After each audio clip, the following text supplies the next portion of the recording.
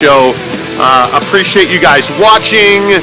Today on the show, we're going to talk a lot about LeBron's ankle injury. Holy cow, that was bad. Thanks ESPN for showing it repeatedly, over and over again. Like they show it over and over again. And I just, the first time I saw it, I cringed.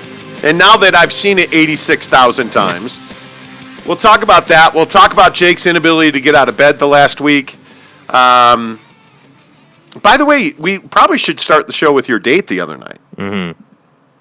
How was your date? Like, this is your first post-COVID date. Yeah, I'm just trying to meet some people, and it went horribly. It was awful. It was one of the worst experiences I've ever had, honestly. Like we go to Cafe Rio. Wow. Everything's cool, and I'm like, okay, well, I guess, this is just going to be one of those things where this is somebody I've never met who isn't really interested in having a conversation about anything else other than how much she's suffering and life sucks and the world's ending, and I paid for dinner. So kind of standard operating procedure. So, it just is what it is. Okay, so here's my question. Yeah. If this girl had no interest in hanging out with you, right? Like, didn't want to talk to you, nothing. What led up to you going there in the first place? Did you just completely misread the situation? What happened? I don't know, man. I mean, it's this whole situation where, and this is what I've always talked about when we've talked about dating during the pandemic or why it's so difficult or like any of that stuff. Like, the reason it's so difficult is because people my age just don't know how to sit down at a table and have a conversation. They don't know how to socialize or anything unless it's on a phone, unless it's like, texting or whatever. And so I'm the guy who's sitting here trying to, have any semblance of friends. I have one friend here. Other than that, I don't have any friends. Oh. So I'm trying to make some friends, and whatever happens, happens. And this just went like awful. I mean, this was like, all we talked about was how she was struggling with work and struggling with school and struggling with this and struggling with that. And it's like, dude, like, I get it. Like, your life is horrible and everything, the world's ending. Like, maybe we could talk about something other than... But did you say that to her? No, because... And you guys, you both are like, oh, well, you should have said that to her. Okay, let's play that out. Okay, hey, let's talk about something else other than, what you got going on. How is she going to take that? Like, how is that supposed to go down? I think what you say is, hey, I understand you had a rough day. And things are not going as well as you would like, but hey, this is the first time we've ever met. Why don't we leave our tough days behind? Because you didn't have a great day Friday either, right? You were a little frustrated. Mm-hmm. So what I would have said is, hey, why don't we leave all that behind and let's just get to know each other? Yeah, it doesn't work that way. Well, it does. What do you mean it doesn't? You have no idea how it works in today's dating. Like, it doesn't work that way. It doesn't. You can't say to somebody, hey, let's leave all that behind, because then it's instantly an attack, and everybody they're like they get offended and they get defensive, and that's not how it works. People my age can't have that conversation. I'm telling you, it just doesn't work that way. I don't know. I guess we'll just agree to disagree on this. I mean, so you put this 100% on her. Like, this is her fault. Like, yeah, dude, I showed up. I was good to go. I was like, all right, cool. Like, I'm just going to, I worked a half day Friday. I'm just going to let work go. Like, whatever. It is what it is. I'll take another run at it next week. Like, yep. It's just whatever. And I was kind of looking forward to just, like, having a nice conversation, eating my food, like, talking to somebody that I've never talked to before, like maybe, doing whatever. And it just doesn't work that way, and it's like, I don't know, man. It's difficult. It's not easy. And it does not incentivize me to, what it tells me is that I need to, if I am going to make the effort and I am going to try and like meet somebody, like it makes it so that I have to ask a ton of questions on the front end and like make absolute sure that like, they actually want to be there, because it just wasn't good. So you're saying you felt like she had no desire to even be there. Like, I'm not saying she didn't have desire to be there. What I'm saying is that she wasn't. There's a difference between having, desire to be there and being excited and just kind of showing up just to go through the motions. What are the chances she was just like nervous to be there? Like, what? I don't know. It could be that. I don't know. If it's any consolation, I texted her and haven't heard back. So Wow. So I think that's so just, she just put yeah, you to dude. bed, bro. Yeah, bro. Like So what did you say to her in the text message? I just said, hey, like, I would love to, see you again, or like, try again. I feel like it was Friday and we were both, tired or whatever. We were just kind of not at our best, and it is that's what I'm saying, dude. Like your generation makes it seem like it's so easy, and it's not easy. It's not something where you can just like it's not an easy process. Giggity Dog says, "Good morning, guys. Jake, you got to be the light in that girl's dark world." Yeah, well, the problem is I'm not going out and working my ass off on the first date. That ain't happening. Like, wow. That to me is a problem. I'm not gonna work super hard on the first date to incentivize somebody to have a conversation. Like, you have to meet me halfway. Like, you can't. I should not have to pull teeth to get somebody to talk about something else other than how their life is suffering. Like Marcus said maybe she just had a bad day and you being a jerk didn't help. I wasn't being a jerk, though. That's what I'm saying. Like, you were so what was the conversation? The conversation was, hey, how are you? Hey, how are you? Great, let's get our food and sit down. And I just said, so like, what's going on? Like, how are you? Like, how's things? And she just kind of started going on about how, like, she's super stressed out with work and life, and like, everything is kind of crazy for her right now. And so I thanked her for giving me time. I said, yeah, I get it. I totally understand that life is super busy, and I appreciate you giving me the time.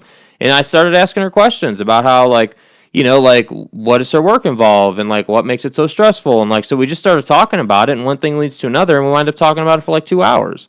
And we wind up sitting there for a long time just talking about that. And instead of like doing anything or like having, any kind of like meaningful conversation, it's just like I felt like it was more of a, hey, like, we're having a meeting, like a meeting about your life. That's what I felt like. I didn't feel like it was a. So did she ask you any questions about? I mean, not really. Like, kind of at the end, like, she was like, so what do you do? Like, what, so I kind of, like, I told her what I did, but it wasn't, it just. You were just along for the pain train like, ride, I wasn't man. even being a jerk. Like, I wasn't. Like, but I honestly, like, I truly feel like it's not fair that I should have to, like make somebody, like, be genuinely, like, about it, like, if it and that's what it's kind of frustrating, because it's like, dude, like, I'm taking you to dinner, I'm giving you my time, like, I'm trying to work through this frustration stuff, and it's like, it just doesn't happen. Will says the funny thing is this isn't about coronavirus dating, this is about Mormon girl dating. Jake, find yourself a good Catholic chick. That's quite enough. I don't think this is how all Mormon. Is this girl Mormon, first of all? Her family's Mormon, and she did go to church, but she's not, right now, she's not like a hardcore in the church every week. So she's not like a law-abiding Mormon. No. Gotcha. No. So she is Mormon. Yeah. At the end of the day, at the end of the day, she is, but like, she's not that person that is like, devout in the church every single week, following every single rule. That's not, So you basically broke some of your own personal rules to go and have dinner with this girl. Yeah. And now you're like, no, I'm never doing that again. Yeah, and it's like, now you've ruined it, because now I'm in a place where it's like, not only do I have to deal with the pandemic, now I got to deal with trying to figure out if they're legit or not. Like, and that's why I say, like, it's not the times of, hey, go to the bar or go here or go there and meet somebody are over. That's over, dude. Yeah, no doubt. It's over. Well, I think it's really interesting that I agree. I don't think this is a coronavirus thing.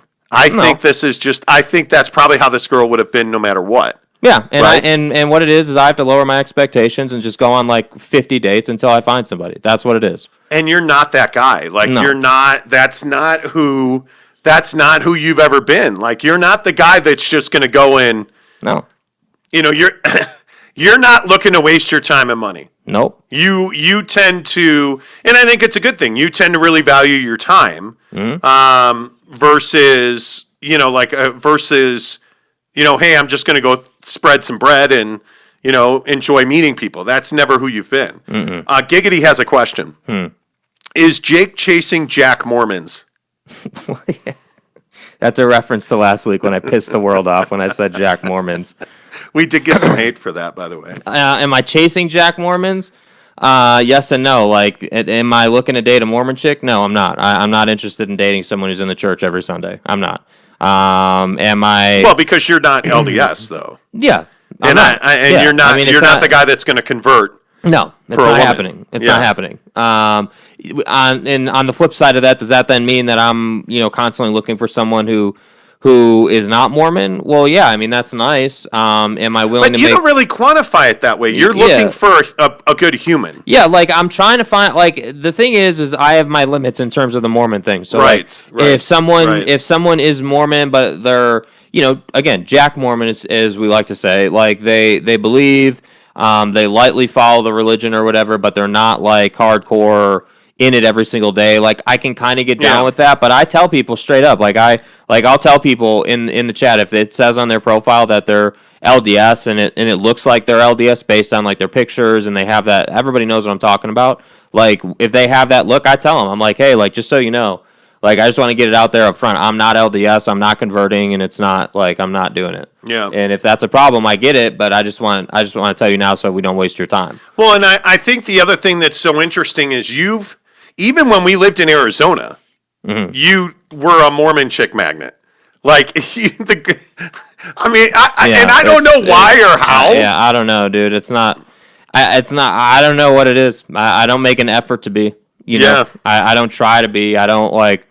I don't know what I do. Okay, so then where does the dating train go from here? Like, are you, because you're on Hinge, right? Yeah. So you're using Hinge to date. Will you continue to? Yeah, because you sitting here right now, you don't often seem pissed off. You seem pissed off frustrating. It's frustrating because I could have not gone and seen her. I could have had a nice night on my own, just chilling. And instead, what did I do? I spent my $35 on me and her. I spent my time on me and her, and now I'm not going to get that back. And that's the most frustrating part about it. And I'm But happy, is it the $35 or is it the principle? It's the principle of it. But the 35. I'm happy to invest money in somebody who is going to be there. But I'm not happy to invest money and it's the worst case scenario for dudes. Like, hey, like. I'm gonna, and the other side of this conversation too is I had to chase her for 2 weeks just to get the thing. I had to chase her and have conversation after conversation, and we had to FaceTime like 4 times, and like, it's like, dude, like, do you want to go or not? And so I'm left in this position where it's like, okay, well, you're making this too much like a business transaction, like you need to chill out and just go on the date. And so I go on the date and I go against everything that like I would normally do, and that's what happens. And so that's why I say, like, it's not that I'm so upset with her. It's frustrating with the situation because it shouldn't have to be that difficult. What would you, not to belabor this point, but what would you normally do? Because I don't know that there is a normally I wouldn't time. have gone. I would not have gone. I would have been frankly an asshole about it. I would not have gone because she made me wait 2.5, 3 weeks just to get something done. When realistically the normal timeline is, hey, like, you'll match on any given day. It's usually about a week after that. If you talk for a few days, you FaceTime once, and it's like, okay, do you want to go or do you want to be done? And then if you decide to go, then usually it's that weekend or whatever, that next first opportunity that you would get, which is usually a Friday or a Saturday, right, that you would go. And so in this case, it was like, all right, well, we're going to FaceTime, we're going to do all this stuff. And then it ended up being like 2.5, 3 weeks before I even get the opportunity to meet her. And then I meet you, and you show up, and you're like just in this shitty ass mood, and it's like, okay, that's frustrating. Like, it's like, okay, well, cool. Like, I hope you enjoyed your time. Like, I'm, like, great. That. So that's the difficult part about it because it's this thing where I know it's not cool to make everything about money, but when it's like that, it is about the money. And it's not that I stress over $35, but I'd rather have spent the $35 on me. Freddie says this girl probably had Mormon guilt. She knew she shouldn't have been sitting there with a heathen like Jake. Yeah, that might have been what it would have been. I love that. That's funny. That's funny. I guess not. Yeah, he points out that he was kidding. But I think that it is a challenge with coronavirus, and I think this situation is a coronavirus situation. Mm-hmm. I mean, I think she was probably nervous. I think you probably would have gotten a different experience on Saturday night instead of Friday night. Like, You know, and you violated some of your own rules, right? I mean, so, and this is like, in your last relationship, you did the same thing, you know? So I maintain. But it's like, but here's the thing. If I don't do that, then I don't meet people. I meet very few people because I'm looking for something specific, you know, which is like, hey, you got to have your life together. Hey, you got to have a good perspective on life, which is, hey, every day can't be the world is ending and life sucks. And, you know, you got to respect the grind. And I'm in debt. And it's like, dude, like, you know, I said something to you over the weekend that I think is very, very true for people who are in my position at my age, which is I don't have respect for the complaints of somebody who chose to be in college debt. I don't have respect for that because I didn't go to college. I chose to go the tougher route, and I'm coming out the other side in a better situation. So when I hear somebody constantly complaining about, oh, well, school is so hard, and one of the things that annoyed me the most when it basically came to an end when she was like, oh my God, like school is so hard, like I have such a heavy class load this year, and I'm just sitting there thinking to myself, like, you signed up for that. Like, they didn't just auto-assign you 15 credits for the semester or whatever it is. You know, like, you signed up for those classes. Like, how are you now going to say that it's so difficult and everything sucks? Like, so that's where I'm just like, dude, like, you just don't have a handle on it. You're not. Well, and I think there's some personal responsibility in that. Like, you made this bed, now you gotta lie in it. And so like, you made this choice to go to college. And I would have loved to have said that to her, but I didn't want to be an asshole about it. I didn't want to be like, you know, like I didn't want to be calling her out on a first meet, on a first date or whatever. Like, yeah, Gabe Ledley makes a great point. Having to start with compromise ain't the way to go, young Jacob. That's what I'm saying, Gabe. That's what I'm saying. And so they put it just my point here is that it puts me in a position where now I have to be like, okay, well, you know, what is she? What do I know about her? What is she about? And, you know, I just would never lower your standards ever. Like, there is a plan. We were talking about it over the weekend. Timing is not accidental in this world, in my opinion. I'm a big believer that everything happens in its own time, on time, every time. Mm-hmm. And the funny thing is I don't have any trouble getting like 10 conversations going. I'm talking to like 10 people, legit. Like, it's not hard to get people to text. It's hard to get people to actually like show up. You know? That's the hard part. Okay, so wait. And I know we're a sports show, but we're into this, so we're going to sport? No, this is, well, I mean, it's hunting, but you know. We're only here for one reason. You know what I'm saying? Here's my question. Yeah. What is it that is attracting you to people to message them? So you see them on Hinge. Is it photo? Is it info? It's what photo is it? to like their profile. It's photo for the most part. I mean, some people, not all profiles are created equal, you know. So I mean, when someone has something cool on their thing, but don't they have to put effort into building like a like good profile? You have pictures, and then like, you know, basically most Hinge and all the other apps, like basically it's pictures, and then they allow you to say like there's like a couple of different things, text boxes you can fill out. So like as an example, it'll say like one of them I see all the time is you should not date me if, and then you fill in the rest. You know, what does yours say? You should not date me if. No, it's like I don't know. You should not date me if you don't like Steph Curry and the San Francisco Giants. Dude, I don't know. Let me see here. I'm like that to me. That's very important information. I'm a guy who thinks you have to dig a little deeper than pictures. And yeah, mine is like I'm looking for, you know, like the thing says I'm looking for, and then I said, you know, something more serious. And I put going to Maui in November, don't make me go alone is like kind of a joke, kind of like an icebreaker. So, you know, and then the second one is like hallmark of a good relationship is trust and communication. You know, so like. So you're playing to the middle of the field. Yeah, like there's nothing extreme on my profile. And like my pictures there's 5 of me, and then I have 1 of my car. You know, just like, because most people, what they do is they're going to do like 3 or 4 of them, and then they're going to work in like their dog or like whatever, like some lifestyle stuff. So I try to play the middle. I try to have like a pretty open and flexible profile that would be like, you know, just kind of open to the masses. Gabe Ledley is wide awake today. Okay, yeah. Jake's married to the grind anyway. Why are you out there trying to cheat, That's bro? what I'm saying.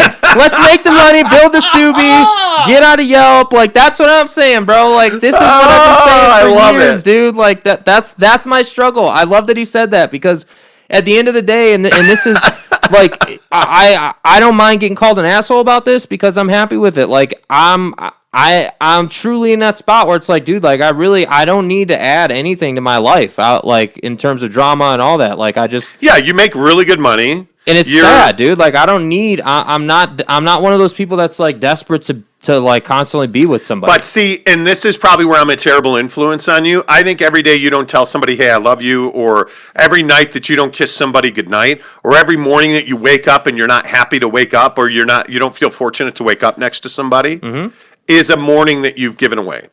I mean, on some level, yeah, but like, I think it's just really difficult. And the other, what the other side of this conversation is that we haven't touched on is filtering like the age of person that I see, right?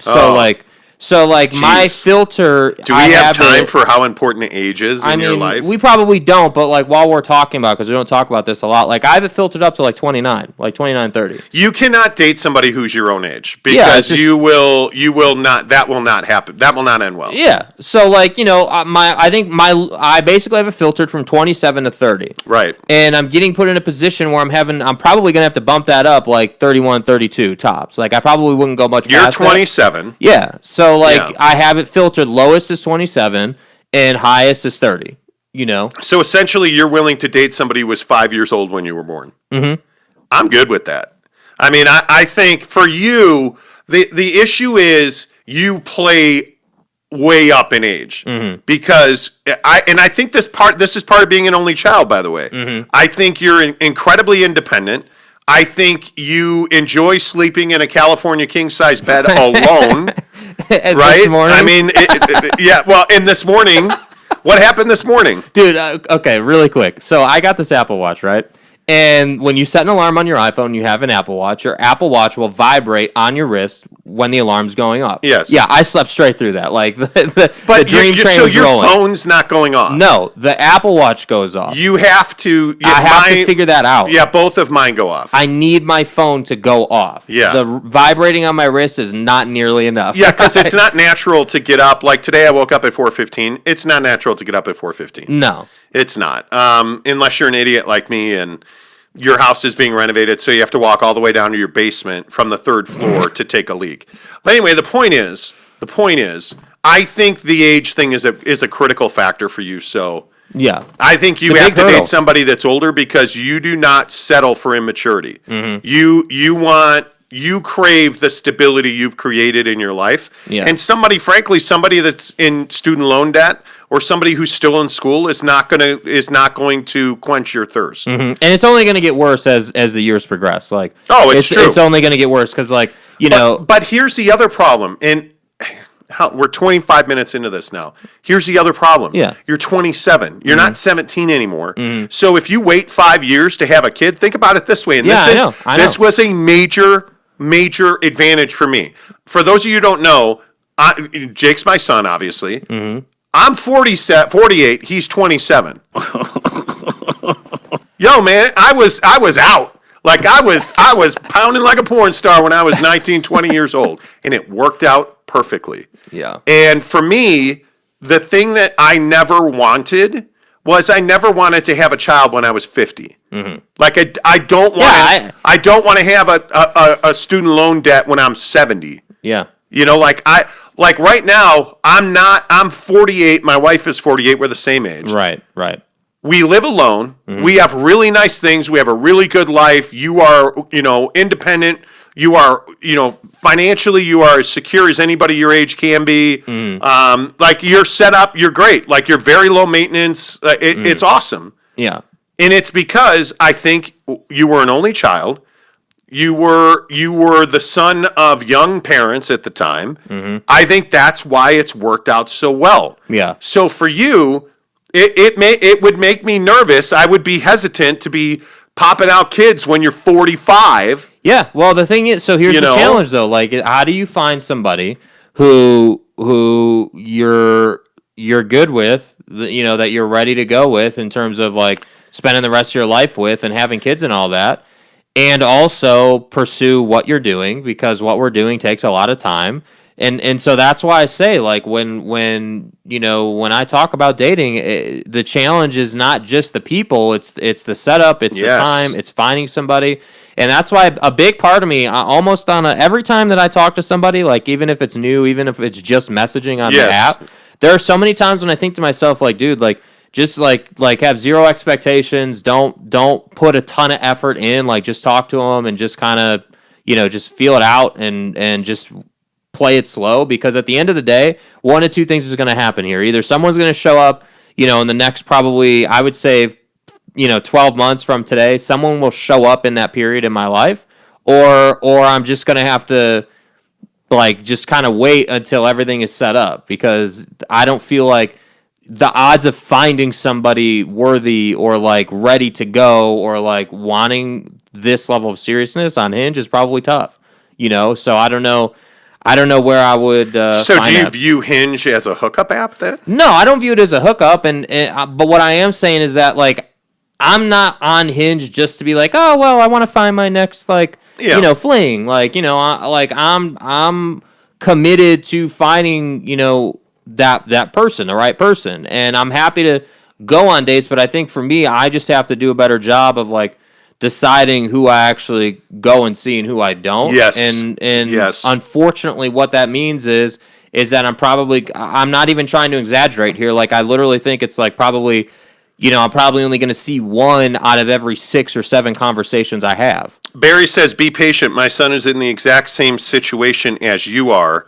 He is a budding entrepreneur, and most women don't want to hear that. Yeah, and which is that true, what though? is fascinating to me about true, that? That's though? a great point, Barry. Like, I think that it's not necessarily that they, like, that's a simple way to say it. Hey, they don't want to hear it. I totally agree with Barry, but I think the better way to say it would be they don't understand it. They can't say, okay, this dude is not following the traditional path of, like, college, get married, pop out 3 kids and just kind of work your 9 to 5 the rest of your life. Is that different nowadays? It really is, because a lot of people don't understand. Like, I tell people all the time, like, one of the things I've really worked on is, like, setting the expectation up front that I'm a busy person. Yes. Right? So, like, I'll tell people, hey, like, I have my 9 to 5, but I also have, like, 2 other things I'm working on.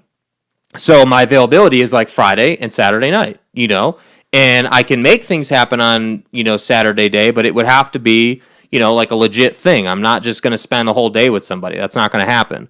And people can't wrap their head around the idea that, like, what does life look like if I don't have my job? Like, that's what they say to themselves instead of saying, what does life look like if I was able to build something and not need the job? They just can't, like, in the moment you start talking about, like, money and building wealth, and, like, it's just like this foreign concept. So I agree when Barry says, hey, like, they don't want to hear it, but it's more like they just don't understand it. And I feel like it turns people off on some level when you're like, yeah, like, I do really well at Yelp, like, I'm totally fine, but I don't want to work at Yelp the rest of my life. Like, I don't have any aspiration to do that. And they're like, well, why? I mean, it's a great job. Like, you're making amazing money. It's like, because I want my time back. I want to be able to do whatever I want. And a lot of people just really, really struggle with that concept. They just can't understand it. That's fascinating to me. And I think that's part of the age thing, because I think most people my age, people I work with who are my age, by the way, we all talk about, hey, our startups, our side hustle.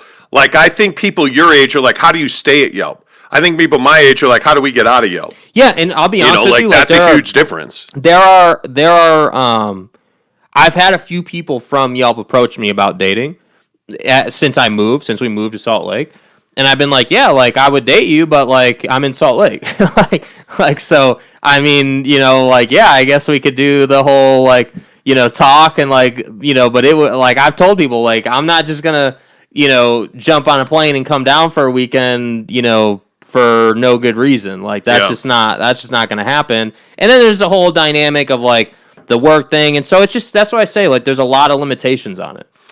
Cal says, Jake, you just have to be patient. Take it from somebody who's been there and done that. It's going to fall on you like a ton of bricks one day, and you'll never look back. And that's what my feeling is. I really feel like that if I just, like, I'm not saying I'm going to stop talking to people, But I really feel like if I just kind of do it kind of low key and just just sort of like try to have fun with it and not have any expectations, you have to have fun with it. Like that, like it's the only position you can be in. I feel like that's the only option. All right. Gabe says Little Lope will be 15 when I'm 50. Wouldn't change it for the world, but also wouldn't push it out much further than that either. Yep, totally agree. Yeah. Sean says online dating is not the best because most of the people on any dating site aren't telling you who they really are. They lie on their bio to make themselves look good. Have you experienced that? Yeah, that happens sometimes. Yeah. Switcher. Okay, you're going to be Switcheroony because I don't know how to pronounce that. Who the f*** is that guy? Yeah, Switch is like I found my wife on Match last year. You should try it out. But have you ever tried Match.com? I have, but not as much as Hinge. Like I did at one point, but I haven't. Is Hinge free? Like, do you have to subscribe? They give you an option. So like you can pay like $20 a month and you'll get access to like more people and but I just have the free one where you just, you like what happens is when you have the free one and you're on for long enough, you start seeing the same people. Yes. So then you have to change your filter and you kind of have to get crafty with it, or you can pay $20 a month and then it kind of just opens things up for you. So, All right, well, if you want to date Jake, find him on Instagram or Twitter, SLC Supercars. I'm taking referrals. SLC Supercars on Twitter and Instagram. All right, let's switch gears and actually, talk sports. The NBA has dramatically changed in the last 72 hours. LeBron James, significant ankle injury, and it was gnar. If you didn't see it, I wouldn't go out searching for it because it is a nasty-looking injury. Turns out it's a high ankle sprain, which if you don't know what a high ankle sprain is, Dr. Monty is here to save you. The two bones in your lower legs are pulled apart. And essentially, it's as close to breaking your leg as you can get without breaking it. This is a code 10 abort. Yeah, and this is a Kyrie Irving injury. He's had this multiple times. And what they do to heal it is they drill a hole between your two bones, and they put a wire in there, and they tighten that wire to make the bones come back together more quickly. No. Oh, I'm out, gross, man. Dude. I'm out, man. And the question, obviously, without Anthony Davis and without LeBron James, I don't think there's any question the Lakers got to go and make a move, Jake. Yeah. But how big do they go, and what are you willing to give up? If you're the Lakers, should you be looking to trade Kyle Kuzma? Yeah, look, I think if I'm the Lakers right now and I'm Rob Pelinka, I'm pretty open to a lot of different trades. I think that as much as I love Montrezl Harrell, I think that that's going to be a guy that teams are looking at. If I'm a team that the Lakers are calling, and I'm looking at the Lakers roster, I'm looking at Kyle Kuzma, I'm looking at Montrezl Harrell, I'm looking at Kentavious Caldwell-Pope. I'm looking at those three guys as potential guys that I would want, to move. And so, if I'm the Lakers, what I'm looking for is a wing scorer, somebody who can fill it up, because what's going to happen here is I think AD is going to be out pretty much the rest of the season. He may come back if they somehow made the postseason, which I think is in serious doubt right now if they were to do nothing. But let's just say that they did go and get Bradley Beal, and then LeBron comes back in a couple of weeks. Okay, now we got something we're working with, I mean, yes, you're going to be limited in terms of big men, but you can't seriously tell me that people would doubt LeBron James' ability to get it done if he had Bradley Beal, if he had the shooting that they have on the rest of the roster. I think you can. My point just is I think you can work with that. You need to make a move that is flexible in terms of your roster and on the floor. It can't be somebody who is pigeonholed into one role. Well, and I also think this opens up the NBA significantly, especially in the West. I think the Lakers, I think you're right. I agree with you. If the Lakers don't make a deal, I think they're going to be treading water to make the postseason without LeBron and AD, which, by the way, I think you totally understand that. Those are two of the best players in the NBA. Yeah. But that doesn't mean you have to settle there. Mm-hmm. Because if you make the postseason, you're likely going to have one or both of those guys back. LeBron is obviously closer to returning than AD. So I think that's a significant situation for the Lakers to be in. But I think the other question is, who's your biggest competition now? Because obviously the elephant in the room is the Utah Jazz. This is a team that was, for most of this season, clearly the best team in the NBA. And then they just, for the last 2-3 weeks, have fallen on incredibly hard times. And I think a lot of that has been Bojan Bogdanovic just not shooting well at all and being a turnstile on defense, which is, I think, really turned up the microscope on guys like Rudy Gobert because wings are now getting into the lane repeatedly. I mean, I think we saw it against Washington. The thing that really stands out to me is Bradley Beal just attacking, Westbrook just attacking Gobert, attacking the rim. And it makes life very difficult for Rudy Gobert, frankly, and it makes life very difficult for the Jazz. And my question is if the Lakers go and make a trade and the Jazz get back to playing elite, I still think the Jazz are the best team in the Western Conference, and it doesn't matter what the Lakers do. If the Lakers are 100% healthy and the Jazz play their best basketball, I think the Lakers are still the better team in a 7-game series. Yeah, I think that the Jazz are in this position where they need to figure out what exactly they're going to do here because teams have figured out how to play them. I think and this is a point that you brought up last week and just now, which is the whole idea of teams are not scared to attack Rudy Gobert anymore in the sense of, hey, I'm going to drive the paint and I'm going to create body contact to try to get the and one. You know, they understand that, okay, if we can get him in foul trouble, Quinn's already taken him out about 6 minutes into the game, but if we can get him in early foul trouble, maybe he doesn't come back till 8 or 7 minutes left in the second quarter. And if that's a thing, then that opens up the paint for us and gets us a lot better of a look. But I think let's just assume that Rudy doesn't get in foul trouble and he's able to stay in the game. The issue still remains, and this is going to be one of the hardest things for the Jazz to overcome. Teams are getting really high percentage looks against the Jazz, whether it's trying to get the and one, whether it's playing pick and roll and getting the elbow jumper consistently. Like, teams are getting really high percentage looks, and the Jazz are shooting the three, which is not a high percentage look by anybody's standard. The best teams are making 4 out of 10 threes. Like, that's not a lot of, that's not a high percentage. And so every time I watch the Jazz, I'm sitting here thinking, okay, we're going to get off to a slow start in this game. Then we're going to have to work our ass off through the middle quarters, and then we're going to have to close it at the end of the game. That's been their game plan, and that's not going to work against the upper echelon teams in the league. And I think they got to figure that out. Yeah, and I don't know how you go about figuring that out. I really don't. And I think right now I can make the argument that the Phoenix Suns are the best team in the Western Conference. Mm-hmm. The way they're playing, the way Devin Booker's attacking the rim, and the way that they are defending, and I think the key guy on defense now has clearly become Mikal Bridges. The way that he is able to, I'm not going to say he can lock down your best player, but Mikal Bridges makes people's lives very difficult because his arms are as long as your legs are. And so it's very difficult to shoot over him. It's very difficult to gap him on a step back. Like, Mikal Bridges plays a very high level of defense, and I think that has made a world of difference for the Suns being able to rely on him. I think he has been able to cover for some of DeAndre Ayton's shortfalls. And I think his corner three is almost automatic at this point. So what you're seeing is that the Suns have stepped their game way up. I think you're seeing that, obviously Devin Booker is becoming much more of a lethal scorer now, scoring with purpose instead of just scoring with abandon. Mm-hmm. And I think that's taken the Suns to a different level. Again, when the Lakers are healthy, I don't think they're on that level. I think if the LA Clippers go and make a deal, there's a lot of people who think the Clippers are very close to getting Lonzo Ball. If the Pelicans are willing to trade Lonzo Ball, I think that is a very significant pickup for the LA Clippers. Yeah. Because what they don't have is a distributor, and what they need is more guys that can consistently make that three. And I think Lonzo Ball is a guy that brings tremendous value to that team. And it allows them to play faster, smaller basketball. So I think you have to watch the Clippers. I think you have to watch the Lakers. By the way, my thought is it's high time to trade Kyle Kuzma. I love Kyle Kuzma.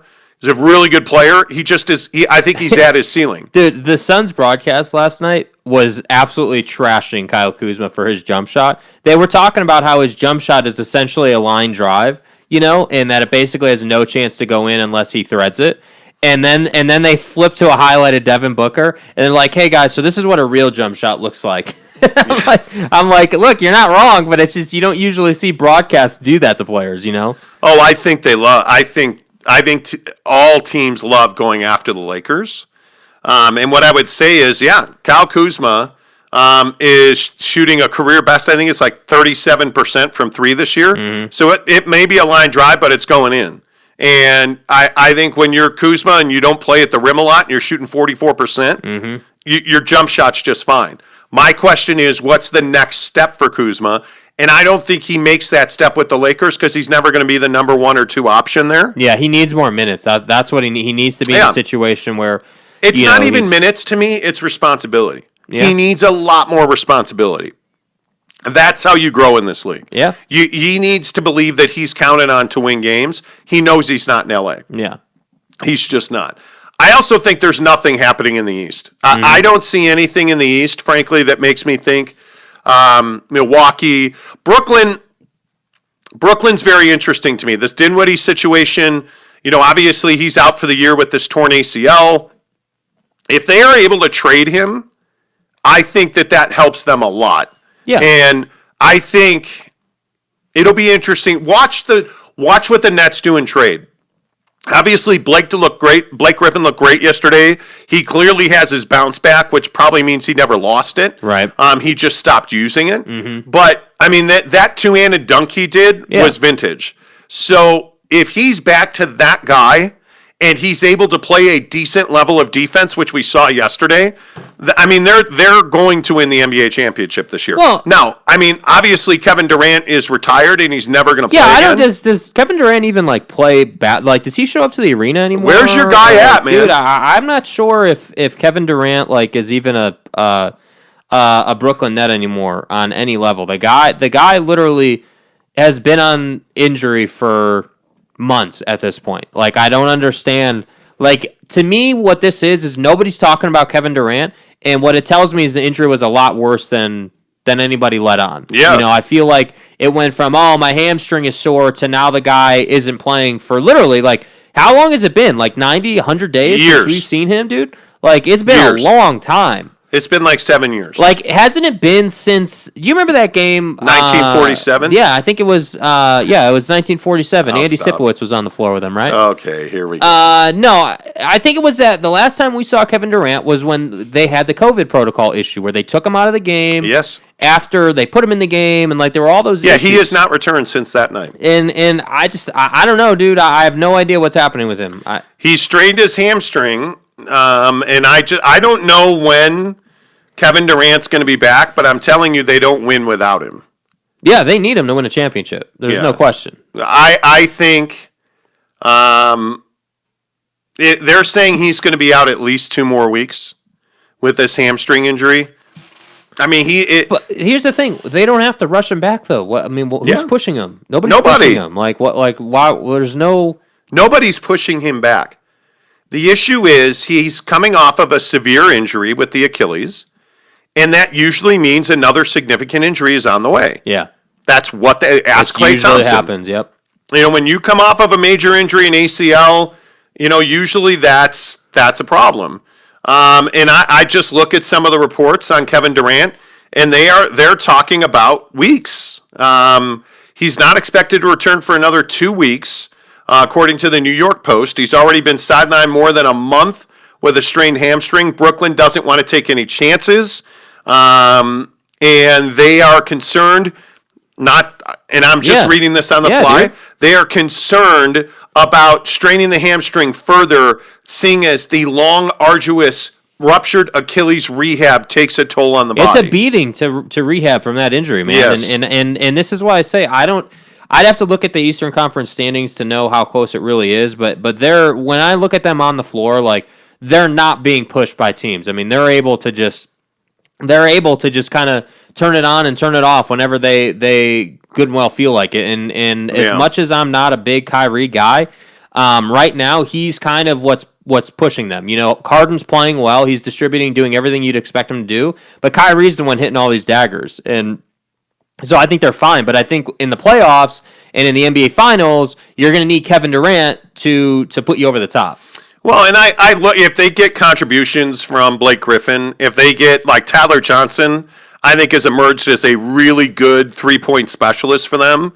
If they continue to get those kind of contributions, I think they're going to be just fine. What's going on your watch? Eric is saying that our levels are once again on blast. Okay, cool. Eric, appreciate it. My point is that I think you're looking at a situation where you have a ton of talent. Yeah. A ton of talent in Brooklyn, and but none of that talent is going to overcome Yeah. what's going on with Kevin Durant. Yeah, and I think in the postseason, too, like, teams will find a way to exploit your weaknesses as a team, because every team, even the Nets, have weaknesses.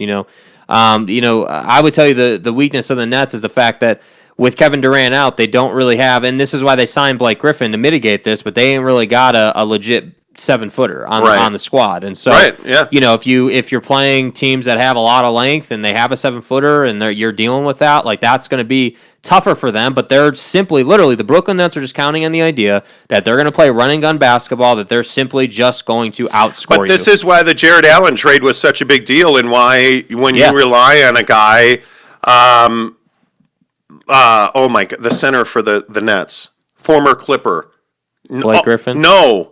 The DeAndre Jordan, good Lord. When you rely on a guy like DeAndre Jordan, you're going to be limited because he can't play 35, 40 minutes a night. Right. That's not who he is. So I think when the game's on the line, he's on the sideline. And just I like think anybody other big. Yeah, and it becomes a game. The problem for the Nets, not to belabor the point of the Nets, the problem with the Nets is Kyrie Irving is selfish. Mm-hmm. And I understand we were watching the game together yesterday, and you were saying that that's what his role on this team is. I understand that. Yeah. That doesn't mean it's a good thing for them. Yeah. You have to give James Harden the opportunity to be an alpha dog on this team. Yeah. Because you're better when he is. Yeah, I think the only question, and I totally agree with that, I think one of the main questions that they face on a nightly basis is, whose night is it going to be tonight? Like, because James Harden has no issue racking up 15 assists with, instead of having 40 points, he'll have 25 and 15. He has no problem doing that. And so I just think that, he's looking at when he's bringing the ball up, he's like, all right, well, I got a pretty much a Hall of Famer in Kyrie Irving. I've got Joe Harris standing in the corner, who's one of the best shooters the league has right now. Like, I got options. So I think that the Nets are very fortunate that Harden is not upset by Kyrie's selfishness. Yeah, totally agree with you. What are we laughing at? Just that my eBay is exploding right now. Like, I'm selling Pete pancake sets like they ain't no tomorrow, man.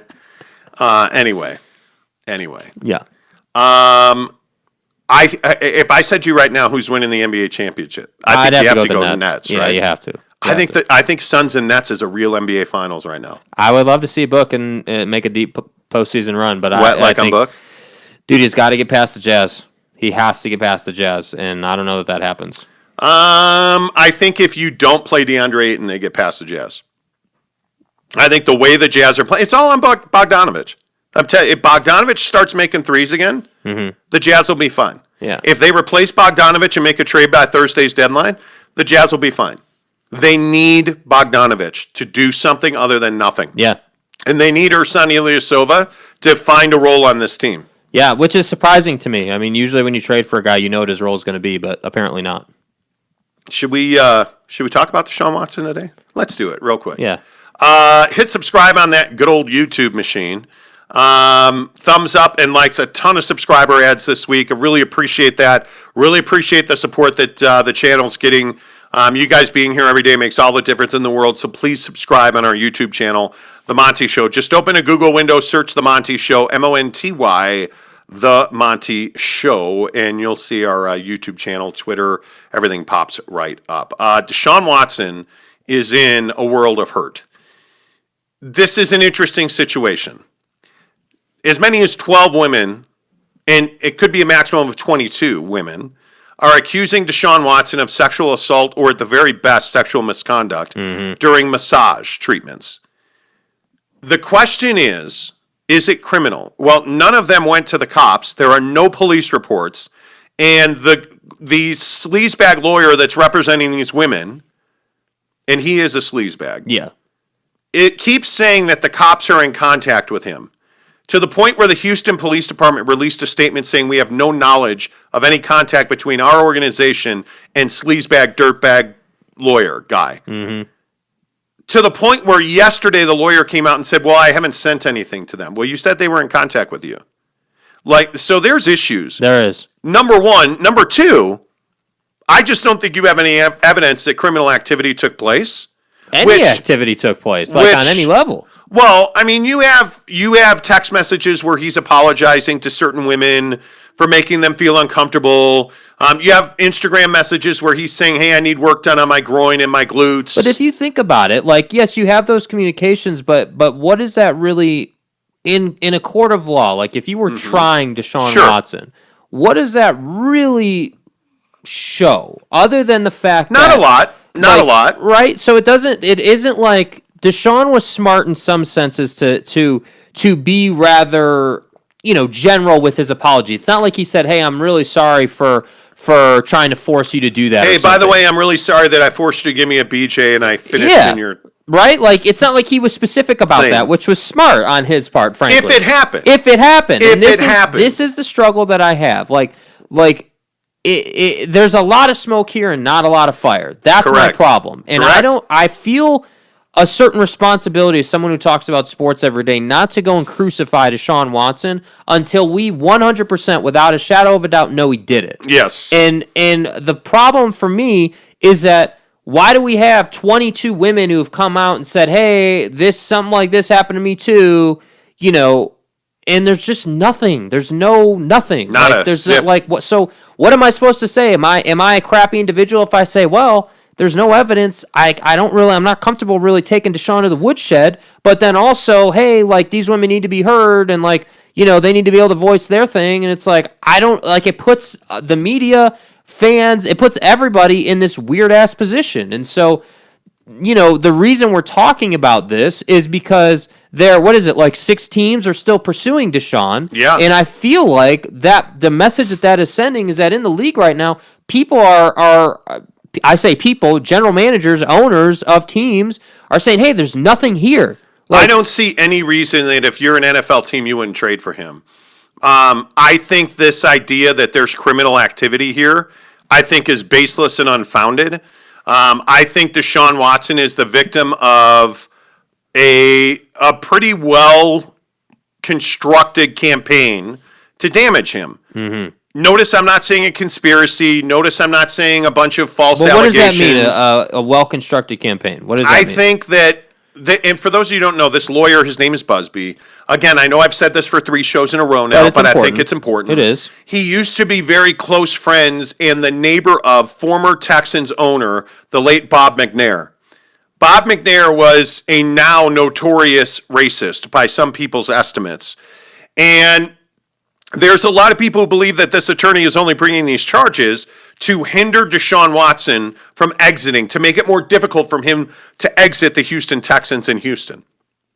That he's only bringing these allegations and so passionately pursuing them, not because, 22 women have allegedly contacted him and said, "Hey, DeShaun Watson sexually assaulted me," because if it was in my opinion, if there was really this kind of evidence of sexual assault, you're not calling a lawyer, you're calling the cops. Yeah. By the way, none of them called the cops. But my point is, this lawyer, to me, is shady. And when I say that it's a well-coordinated effort to damage DeShaun Watson, I'm not saying that he didn't do the things he's accused of. I don't know if he did them or not. But what I'm saying is, it's awfully suspicious that you used to be very close friends and neighbors with the former owner of the Texans, whose son now owns the team, during a time when DeShaun Watson, by the way, this didn't start during the season. This didn't start when he demanded a trade. What I think happened, and I think is likely here, is this attorney started thinking of ways to damage DeShaun Watson when he started saying, "I'll never play for the Texans again." Mm-hmm. And I think that he did as much homework as he could behind the scenes, and he probably found out that DeShaun Watson had a predilection to getting massages with women, and he is trying to exploit that because, I will say again, sex is always the number one weakness among powerful men. Mm-hmm. It always has been. It always will be. Whether it is back in the Roman times, with homosexual activity, which I thought was a really good point brought up on CNN over the weekend or Fox News over the weekend, where they did a story on sex and powerful men, which I find ironic because a lot of Republicans are in that situation, not just Democrats. We had another Republican senator say he won't run for re-election because of a sex scandal over the weekend. But I thought it was interesting that they brought it up that since the beginning of man, there has been sex crimes and sexual misconduct by affluent, powerful men. It's always going to be there. So when you see somebody like a DeShaun Watson and you want to damage them, the first thing you're going to do is go and find out what they do in their free time, what skeletons are in their closet. Yep. It is not difficult to follow the path of a person's activity on social media. Yeah. It's not. And furthermore, what I think is so interesting is that we see a situation where DeShaun so publicly used Instagram, and let's assume he's guilty. DeShaun Watson used social media to solicit women for sex acts. That's the worst case scenario here, because I don't believe that DeShaun Watson was sexually assaulting people. And I find it I just don't. I find it highly convenient. I don't think DeShaun Watson's an idiot. I don't think he's stupid. So let's say that he did do it. You're telling me that he would then go back onto social media to apologize? You can't tell me that it didn't go through his mind hey, I just messed this up. Because if he's apologizing, his self-talk is definitely, hey, I just made a mistake. What can I do here to How can mitigate? I make this right? Yeah, how can I fix this? Yeah, it feels like DeShaun was saying, hey, how can I make this right? Yeah. That's it. Listen, I don't know if he did or not. But what I do know is DeShaun Watson needs a better no man, as I've said repeatedly. And I don't have any problem with NFL teams trying to acquire him. Yeah. Because, frankly, you would think the price would be lower at this point. Yeah, and I think, too, until there's actual proof or anything, until there's something concrete, he's innocent. He really is. That's how our country works. You're innocent until proven guilty, and we can't just be, crucifying dudes, as I keep saying, for what it looks like when we don't know what it actually is. And this lawyer being a scumbag really clouds the situation. Yeah. And I feel like he's lied. He's been dishonest about his interactions with the police. The police thing is not cool. Yeah, no, and it makes him look like a guy who's on an agenda. Yeah. That's what this looks like. So I have no problem whatsoever giving DeShaun Watson at this point the benefit of the doubt, because I have seen nothing that tells me DeShaun Watson is out there raping masseuses. Yeah. I haven't seen that. So I think that's incredibly interesting. Real quick before we wrap up, I want to talk about spring break. Mm-hmm. I am fascinated how many people just don't care about coronavirus. No. Have you guys been watching the news? Every news channel has these reports. Yeah. Of, hey, Florida, Mexico, Texas, the Caribbean. Mm-hmm. You look at Costa Rica was one of the places I saw. Yeah. Puerto Rico. Island nations or places that are tropical. Tropical destinations. Yeah. Where young people, and it is young people. It is. It absolutely is. Are flocking by the hundreds of thousands to spring break parties, to the point where Miami Beach declared, I believe, a state of emergency and instituted a curfew over the weekend because there were so many parties where there was no social distancing or coronavirus prevention activities like masks, social distancing, responsibility, none of that. Apartments and hotel suites. There were photos over the weekend on Twitter of photos or of hotel suites literally shoulder to shoulder packed with people dancing and drinking. It's a rave in a hotel suite. Yeah, they're as if COVID's not a thing. And I'm amazed by it because we are already seeing in the last week cases climbing, positive tests climbing, hospitalizations in New Jersey climbing. Yep. Right? We're seeing this situation in two places. Puerto Rico essentially is locked down now because they don't want any more people coming for spring break. Yeah. And then you look at New Zealand, who locked down the moment that this happened. New Zealand shut down and stopped allowing people to come in. Over the weekend, they started, videos and pictures coming out of New Zealand of people at concerts. Mm-hmm. And there's no cases, there's no nothing. Yeah, New Zealand was one of the first countries to be free. Yeah, because they've absolutely been able to take out all COVID protocols. Yeah.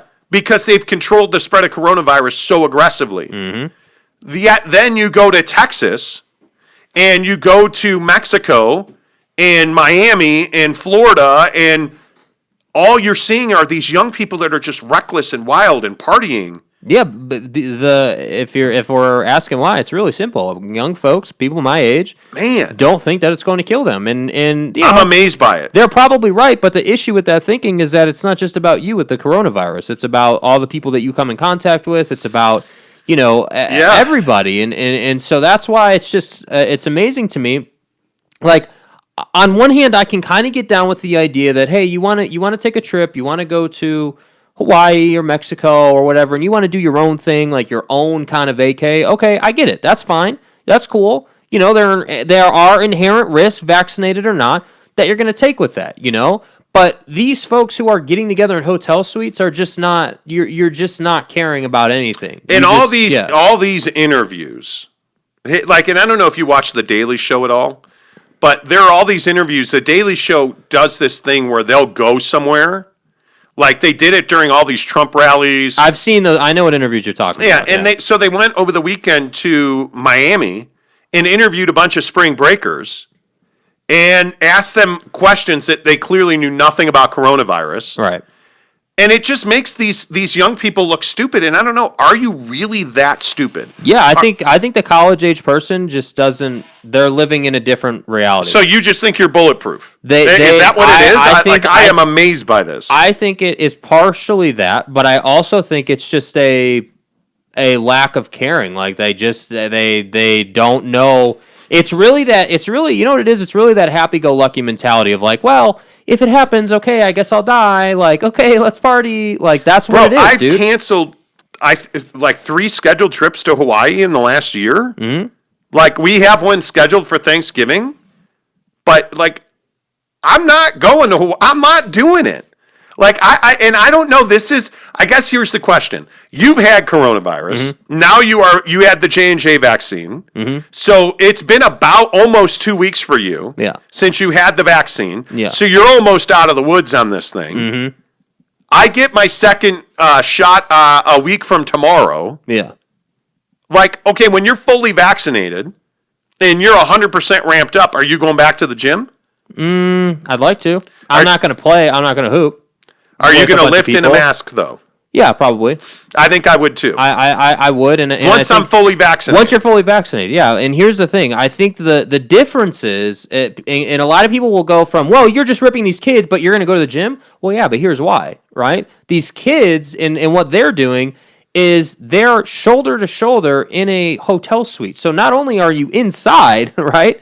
There's no distancing. You're partying, you're drinking, like that is prime spreading conditions. Yes. That's exactly what the virus needs to spread. Whereas at the gym, I know for a fact, like if I were to go to the gym today, let's say, just as an example, not that I am, because we're not ready yet, but if I was going to, I would bring the little bottle of hand sanitizer, I'd carry it around with me, and I would think about bringing gloves maybe. If I brought gloves, I wouldn't bring the hand sanitizer, but the point is I would constantly be protecting my hands as I'm working out, and then I would just be mindful, you know, like one of the things I would consider doing, depending on when I was there, which would probably be at night when it's a bit busier, is I would probably do a dumbbell workout distance from everybody else. I would probably do that in like you just find space. There are spaces in gyms that you can go to where you're away 6 feet. Absolutely. You know, and so you can make it work. You can go lift and be socially distant. Yeah. No doubt about that. And if I'm vaccinated, I'm going to wear a mask. Yeah. And I am going to, because I do believe in the science says that variants are still dangerous for people who are vaccinated. 100%, yeah. So I'm going to wear a mask, but you know what? Like, I have a Bowflex, and it pisses my wife off that I say I'm going to go back to the gym. But I live in a community called Daybreak. We have a rec center that's got a full gym in it that I get free access to. I'm going to go bench press. Yeah. I'm going to go leg day. I've never actually seen the actual gym there. Oh, it's fantastic. Yeah. The facility's great. Yeah. So my point is, I'm going to go back to the gym. Mm-hmm. I'm going to, like in middle of April, I'm probably going to go to Vegas and eat at the Ocean Club. Mm-hmm. Right? In November, being fully vaccinated, yes, I'm going to Hawaii. Yeah. I am going to start living my life again once I'm fully vaccinated. I just think that once you're fully vaccinated, like at some point we have to start living our life again. I think if you're fully vaccinated, not only are you wearing a mask, but you're wearing an N95, which is the best of the best. Yeah. You know, Like, I think if once you're there, like, what else are you going to do? Like, there's not much else that you can do. And I think, I really do believe, now having lived in this pandemic for a year now or whatever it's been, I really think that it is controllable in the sense that if you wear a mask, if you're very mindful about the situations, if you get vaccinated, right, but not everybody's get vaccinated, right, but not everybody's going to get vaccinated. We just know that. So, but what do you think population-wise? Do you think 80% of people will get vaccinated? No, I think we're probably 60 or 70 because I think there's still going to be a ton of people that don't do it, and I think it's and we were just talking about this last week about the guy. It is herd immunity guy, right? Hey, like, I'm not going to get vaccinated because I don't need it, and we're going to have herd immunity. Yes. And it's like, no, dude, like, you don't understand. And doesn't really work that way. It doesn't really work that way with this thing. And so I'm just at a point where I'm going to play the age card and I'm going to play the vaccine card, which is, hey, in my prime physically, like health-wise, in terms of my body, I'm vaccinated. I've been really disciplined in terms of wearing a mask and really, once I moved to Salt Lake, I feel like I've been really, really, really disciplined about not putting myself in bad situations in terms of the pandemic. And I've got the vaccine. I've got a mask. Let's go live life. Like, that's what it is. If every day we live life in fear, we're not really living anymore, And so I just feel like at some point you just have to go out and do it. And it is what it is. Yeah, and it's one of those things where I think we just need to really keep an eye on our daily case counts. Mm-hmm. I mean, I think you have to really watch that. Looking at the number of active cases, they're down. By the way, I was at Target yesterday buying boxes for our little side hustle. Literally, I'm standing in line at Target. There's a young couple. They're in their young 30s, not wearing masks inside of Target. It's not even on their face. They're just not wearing masks at all. Yeah. Which I find amazing. Don't get me started. Yeah. I don't know how you're walking around the world without a mask on today. I really don't. These are the same people that are buying full-fat milk and, like, all that kind of food that has been proven not to be good for you. Like, these are the same people who are they just don't care, man, and it's amazing to me. There's 555,000 people dead, and you're not wearing a mask. Yeah. What makes you different? Mm-hmm. I don't get that. So, yeah, I'm really looking forward to going back to Hawaii. Mm-hmm. I'm looking forward to traveling. Traveling is a passion of mine. Mm-hmm. And the irony is that, like, I have all the money in the world that I need to travel. Mm. Like, I could have been in Europe twice over already. Like, yeah. And this virus has just shut that down. So instead, I'm completely renovating my house and wrecking my life. So, I'm telling you, man, I need them to put the toilets back in today or tomorrow. Like, the one bathroom has been totally grouted. The master should be grouted today.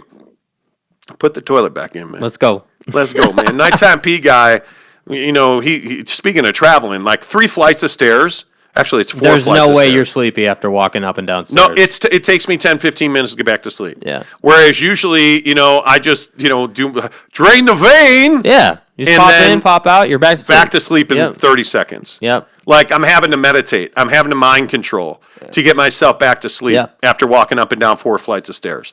And it's just like, come on, man. Mm-hmm. I need it. I want it. Yeah. I want it. I'm with you, dude. By the way, before you play the music, and you can play it now, I guess, because I'm going to taunt you. Okay. I won an actual real sneakers auction on Saturday. On my advice. You're welcome. What do you mean? Get off Wi-Fi, bro. Yeah, hey, man, you trying to win some sneakers auctions? Get off of Wi-Fi. Use that data. Because I won the Jordan 3, I guess people are calling them Georgetown colorway. Yeah. I couldn't believe it. Because I'm a huge Jordan 3 guy. Like, that's my shoe. Love that shoe. Yeah. Won it. Mrs. Monty didn't win it. You didn't win it because you're chumps. Well. No, I'm kidding. Life happens. I very rarely win auctions. So I was really stoked to win that. Yeah. I've had a couple of dubs lately with the St. Patrick's Day shoe. I'm happy one of us won it because it's an amazing shoe. Now I won this 3. That means I'll never win another auction again. Make sure you subscribe on the YouTube channel, The Monty Show. MONTY, The Monty Show. Anywhere you want a podcast, just search The Monty Show. In fact, why don't you get on Google and just search MONTY, The Monty Show. Until tomorrow, say I'm wet like book. I'm wet like book.